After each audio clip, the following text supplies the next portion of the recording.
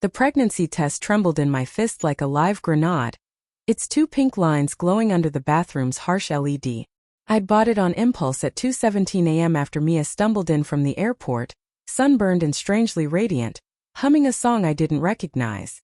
She'd kissed my cheek, whispered, "Missed you," and fallen asleep before I could ask why her suitcase smelled of salt and someone else's cologne. Now the plastic stick mocked me from the marble counter. Positive. 8 weeks. She'd been gone exactly 8 weeks. I sank onto the closed toilet lid, the porcelain cold through my boxers. My pulse thumped in my ears, louder than the shower she was taking in the guest bath, she'd claimed jet-lag sweat. Water drummed against tile while my mind replayed the last 60 seconds of our marriage. The way she'd laughed at the gate, hair tousled by island wind, the secretive half-smile when I asked if anything exciting happened. "Just girl time," she'd said. "You know how Sarah gets with margaritas." Sarah. Her best friend since sophomore year. And Sarah's husband Luke, broad-shouldered, easy-grinning Luke who'd texted me surf memes the whole time they were in Tulum. Luke who'd posted a photo on day 3. Mia mid-laugh, head thrown back, his arms slung casually across her bare shoulders. I'd liked it. Thought nothing of it. Now the image burned behind my eyelids like acid. The shower shut off. I shoved the test into my pocket, heart jackhammering. Footsteps patted down the hall. She appeared in the doorway wearing my old Dartmouth t-shirt, steam curling off her skin. "Hey babe. You okay? You look pale." I opened my mouth. Nothing came. She tilted her head, damp hair clinging to her collarbone. "Ethan." I pulled out the test, held it between us like evidence in a trial I hadn't agreed to attend. Her face drained of color so fast I thought she'd faint. The playful sparkle in her hazel eyes guttered out. "Where did you?" "Guess bathroom trash. You missed the liner." My voice sounded foreign flat. 8 weeks, Mia." She reached for the counter, knuckles whitening. "I can explain."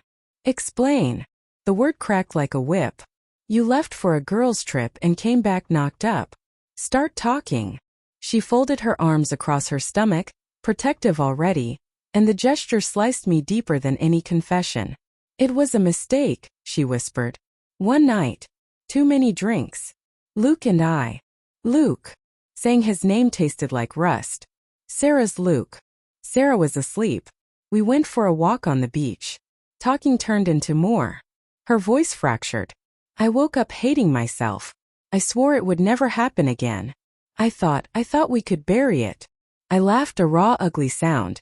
"Bury it? You're growing it, Mia. Inside you." I gestured at her still flat belly. "Every day it gets bigger, the lie gets bigger." Tears tracked down her cheeks, but I couldn't find the reflex to wipe them. "I love you," she said. I never stopped. "This baby, it's a mistake, but it's still ours if you." Ours. I stepped back until the doorframe bit my shoulder blades. That's Luke's DNA swimming around in there. His eyes, his nose, every ultrasound will be a reminder you chose him over us. I didn't choose. She lunged forward, grabbing my sleeve. It was one moment of weakness. You were buried in quarterly reports. I felt invisible. Luke listened. He saw me. The words detonated every insecurity I'd swallowed for years. The nights I'd fallen asleep on the couch with spreadsheets, the anniversaries I'd celebrated with takeout because deadlines loomed, the way I'd stopped noticing when her laughter thinned. I yanked my arm free. "So this is my fault? I worked 60-hour weeks to pay for the house you wanted, the vacations you planned, and your gratitude is spreading your legs for your best friend's husband." Her slap cracked across my cheek before I saw it coming.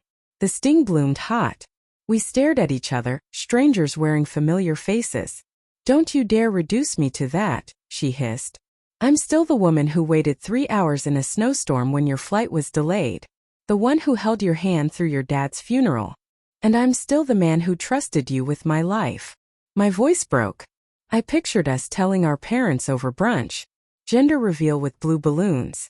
Instead, I'm calculating paternity math like a goddamn detective. She sank to the floor, knees buckling. I took a test the day before I flew home. I sat in the resort bathroom and cried so hard I threw up. "I almost told you at baggage claim, but you look so happy to see me." Happy. The memory felt obscene now, how I'd lifted her off the ground, spun her like we were 25 again. I crouched, Not to comfort but to search her eyes for the woman I'd married. Did you love him? Even for a second? Silence stretched, thick as the humidity still clinging to her skin. Finally, I don't know. Maybe I loved how he made me feel young, reckless. Desired in a way I hadn't felt since. She stopped. Since before the mortgage? Before we stopped having sex because we were too tired? I supplied bitterly. She nodded, ashamed. I stood. The room tilted. I need air. Ethan. I was already moving. Down the stairs, past the gallery wall of our life. Engagement in Central Park, wedding on the Cape, first apartment with the leaky faucet. Each frame a lie now. I grabbed my keys from the bowl by the door. The bowl she'd painted on our third date, our initials glazed in cobalt. The ceramic felt red-hot. Outside, the November night slapped me awake. Streetlights blurred through sudden tears. I walked without direction, sneakers scuffing wet leaves. My phone buzzed. Luke. A surf emoji, then home safe? Waves were insane. I typed with shaking thumbs, meet me. Now. The Bluffs. He replied instantly, on my way. The Bluffs overlooked the harbor, a jagged lip of rock where we'd all drunk beers the summer Sarah and Luke got engaged. I arrived first, wind whipping my jacket. Moonlight silvered the water far below. Luke's Jeep crunched gravel 10 minutes later. He climbed out, hoodie zipped high, that same easy grin, until he saw my face. Ethan, man, what's? I punched him. Not cinematic, not clean. A clumsy, desperate swing that clipped his jaw and sent him staggering. He didn't swing back, just raised his hands. Jesus, talk to me. She's pregnant, I snarled. 8 weeks. Ring any bells? His arms dropped. The cocky surfer mask melted, leaving a man who looked suddenly terrifyingly young. I didn't know. She said she was on the pill. You didn't ask whose life you were wrecking. My voice cracked like a teenager's. Sarah's upstairs planning your nursery Pinterest board while you. I love Sarah. He cut in hoarse. But Mia, she was fire, Ethan. For one night she burned so bright I forgot the ashes we'd leave. Poetic. I spat blood I'd bitten my tongue. Tell Sarah or I will. He flinched. Give me 24 hours. Let me fix. There is no fixing. The shout echoed off the rocks, raw enough to scatter gulls. 2 marriages, 1 stupid night, and a kid who'll never know which dad to call on Father's Day. Luke's shoulders caved. I'm sorry was all he managed. I left him there. Headlights cutting twin tunnels through the dark. Drove home on autopilot. The house was lit like a crime scene. Mia sat on the bottom stair, suitcase beside her. My suitcase, the one I'd lent her for Tulum. She'd packed my things. I booked you the Marriott downtown, she said quietly. I'll stay with my sister until we figure out custody of the dog. Custody of the dog. The absurdity almost broke me. And the baby? She touched her stomach, a gesture both tender and defiant. I'm keeping it. With or without you. I stared at the woman who'd once cried because I memorized her coffee order.